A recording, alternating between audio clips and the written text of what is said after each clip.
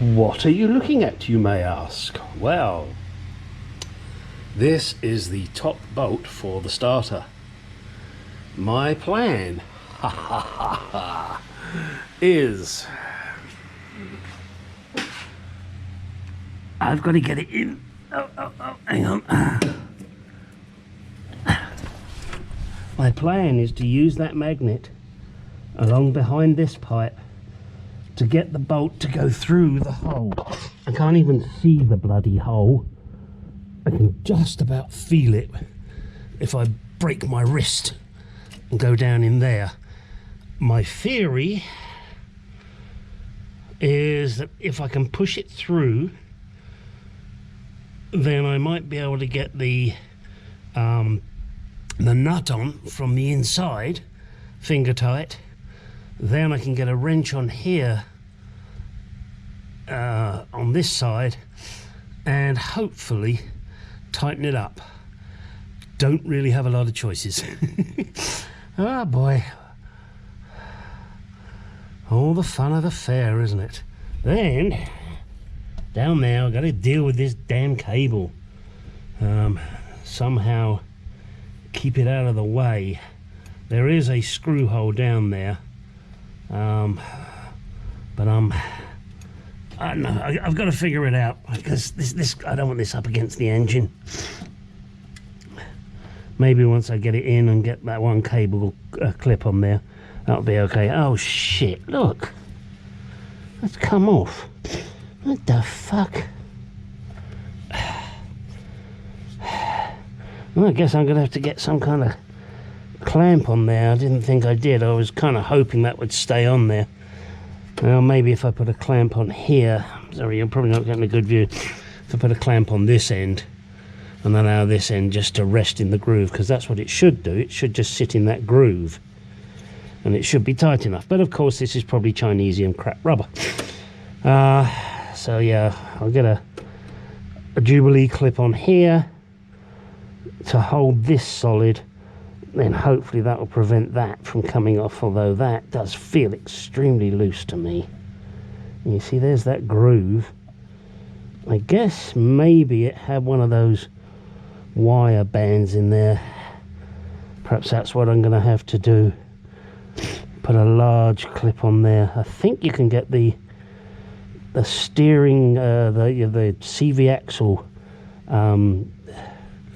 clamps that are much better looking than a Jubilee, although I don't want to have to buy a special tool in order to be able to put it on there.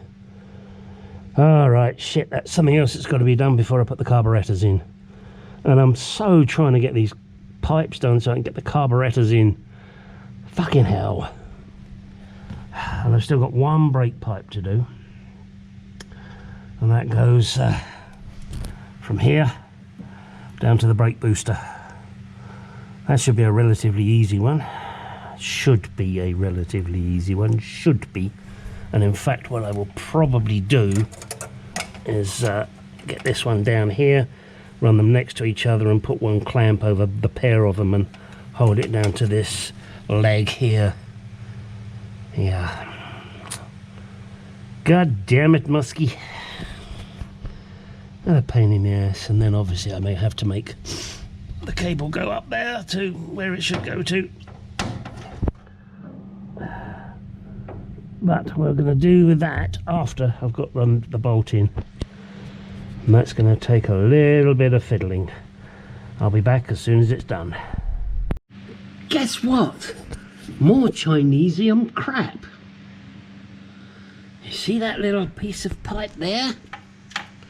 That's the clutch pipe that should come up and connect, excuse me, there.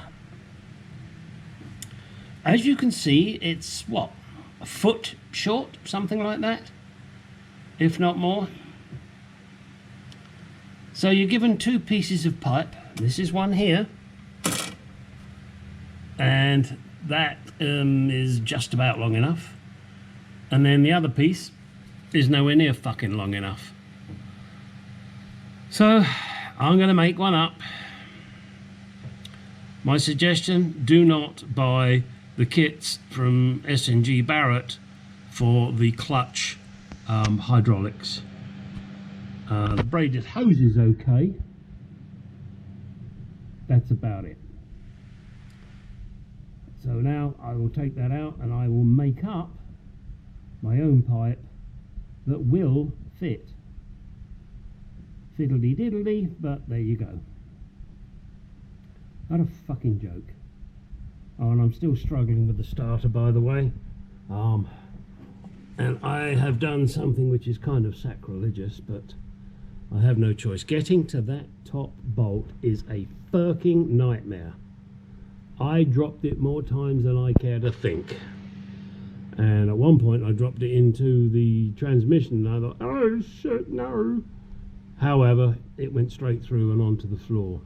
Which reminds me, I must find out where that dust shield is. If not, I'm going to have to find someone who's got one. You know, that goes between the gearbox and the engine. I was hoping to be able to try the starter today, but that's not going to happen. So I will, well, I guess I'll make up the clutch pipe and I'll make up the brake pipe. Oh, and let me show you the sacrilegious thing I've done. Yes, I know. Don't tell anyone.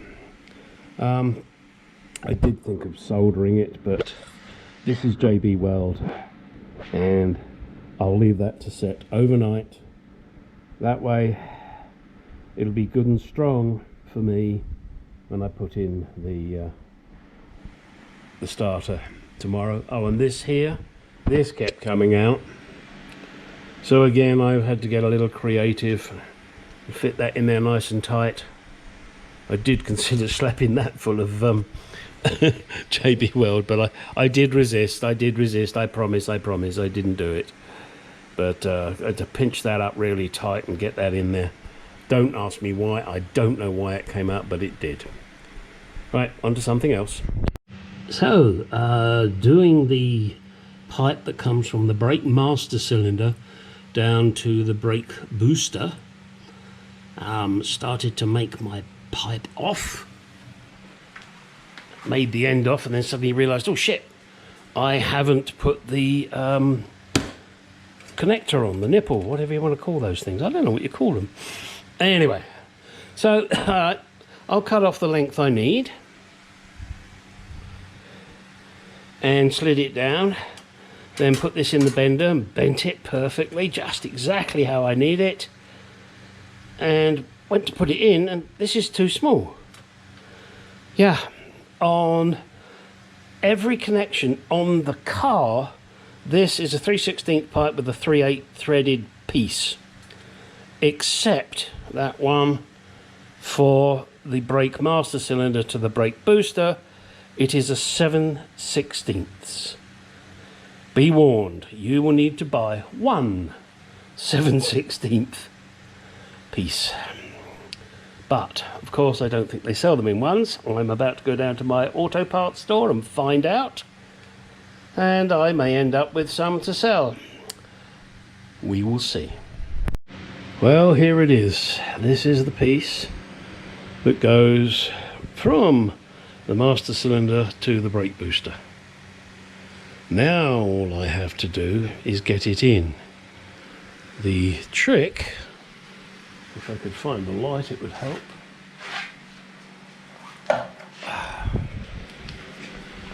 Is going to be getting it from there to there, behind this pipe work, down there, missing all those wires. Then I can figure out where the clips are going to go to hold it in place. That's going to be fun, isn't it? Nothing like a challenge. Yeah. Oh, and do be careful with the new stuff. This brake booster here, the inlet, there was some swarf in there. And fortunately I saw it and cleaned it out. So do be careful of that. And the swarf was in there from new. It wasn't dropped in there because I've just removed the protective cap. And bingo, I see the swarf. Alright, let's get this pipe in. There it is, it's in. No, it's not clipped yet. That's my next little job. You have to be so careful when you're doing these threads up that you don't cross the threads. Such a fine thread, so awkward with the tension on the pipe. Got to be very careful. But I think I got it. I think I got it. One more pipe to go, which I can't do, and that's from the brake booster up to the joint that will be here, the 5-way connector. But I'm still waiting for that from England, so that'll be a little later. Oh, and I've got to remake that clutch pipe, as you're well aware. So I guess that's going to be my next one to do once I've finished getting this brake cable in. I see there's a hole in the wing there. I'm going to have to put a plug in that. I don't like holes that aren't in use. Same as those two holes down there by the booster. I'm going to have to put some blind grommets in there. That's not a problem. I got plenty of them. Okay. We are progressing. Yes, and the clutch one is disconnected because I needed the room to get the carburetors off, as in get to the nuts and the bolts. Yep. Fun. And you can't see it, but in this wing there's a couple of little dents, and right now I gotta tell you, I'm not worried about them. Why am I not worried? Because I'm going to get, well, I'm going to try first of all to do it myself. I've got a paintless dent removal, but if I can't get it looking right, then I'm going to call in a professional. I'm not worried right now because I've still got so much work to do on this, and I wouldn't be surprised if I put another dent in it. And it dents very easily. I must admit, I'm very disappointed in the quality of these. You know, when you're leaning over it, you can feel it buckle underneath you, and it's really rather disconcerting. You know, I can't really, if you can see that, there's a couple there. And I think there's one up there somewhere. Yeah. Sucks, but hey, it's what it is. I just want to throw this one in. As most of you know, I fix other cars, and probably there isn't a vehicle I'm not capable of working on. However, there are some that I choose not to work on, such as a number of my customers have huge ass trucks, and they don't fit in my garage, and it being 116 degrees outside at the moment, when they ask me to do something like change the control arms or something along those lines, I politely decline and tell them where to go, somewhere else. However, that's not the point of what I wanted to say here. And I could have saved this for my grands, but I'm not going to. I had one customer come in. I need a new alternator fitted to my car. I've got the alternator. Oh, okay, fine. And she is a daughter of one of my regular customers.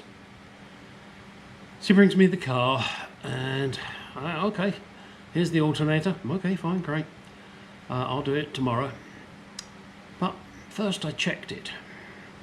Got a brand new battery. She took it to O'Reilly's and they said, you need a new battery and you need a new alternator. Which made me kind of suspicious. So, when it got here, yep, there it is, nice new battery. Okay, good. Check the alternator. Well, first I checked the battery, well over 12 volts. Now I check the alternator, engine running, 13.86 volts. Nothing wrong with the alternator. So I spoke to her when she got here and said, look, there's no charge, I'm not going to waste your money and send that alternator back. Oh, well, O'Reilly's tested it twice. Okay, how did they test it? Well, the first time they tested it and they said mine needed a new battery and an alternator. Okay, fine. Then they put the new battery in and tested it and said, yes, I still need a new alternator. What these peanut monkeys don't realise is that you cannot test the alternator without a fully charged battery. So your battery has to be well over 12 volts, probably something around 12.4 as a minimum. And then you can test the alternator, and it should be kicking out, well, let's say between 13 and 14 volts. And if it's doing that, there's nothing wrong with it. Now, if it's pushing out way above 14, then you've got an issue. And if it's pushing out below 13, you've got an issue. This one, as I said, was pushing out 13.86. Now, that young lady, I don't know what she does. I think she might be a nurse. She's not got lots of money. She's got the car that Mum and Dad gave her, which was their old car. And I don't know what she paid for the alternator. Let's say it was probably $120. I was going to charge her $75 to fix it. Although looking at it, I suddenly realised it wasn't going to be as difficult, so I was only going to charge her $60. So you're still looking at $180 out of her pocket. That's not right.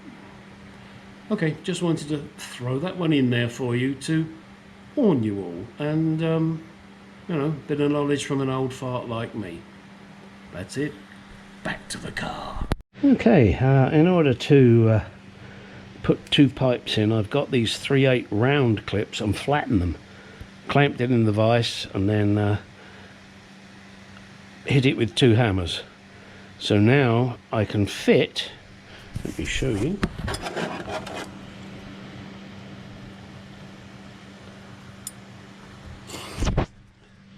the two pipes in there rather neatly. So now let's start drilling holes in the bodywork. There we go. One done and one to go further up there. No point in me showing you that one as well. It'll be obvious. So I think this is a good point to shut down this video and say get out in the garage, go do some shit. Oh, one other thing. I don't think I mentioned it yet. I had to get an adapter there in the master cylinder. It seemed almost impossible to get the right size connector.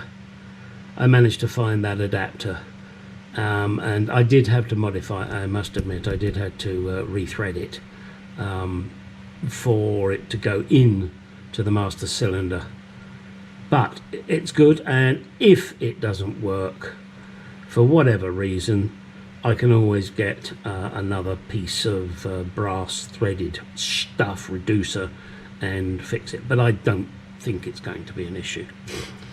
But that will all be found before I test drive. So I still haven't got the starter in. I'm just finishing off the it's actually JB Weld that I've put on it. Oh, and I didn't do that gator boot, did I? I'm wondering whether I should do that with just my standard locking wire, stainless steel locking wire. Or should I see if I can get a proper... No, I'm going to see if I can get a proper clip for it.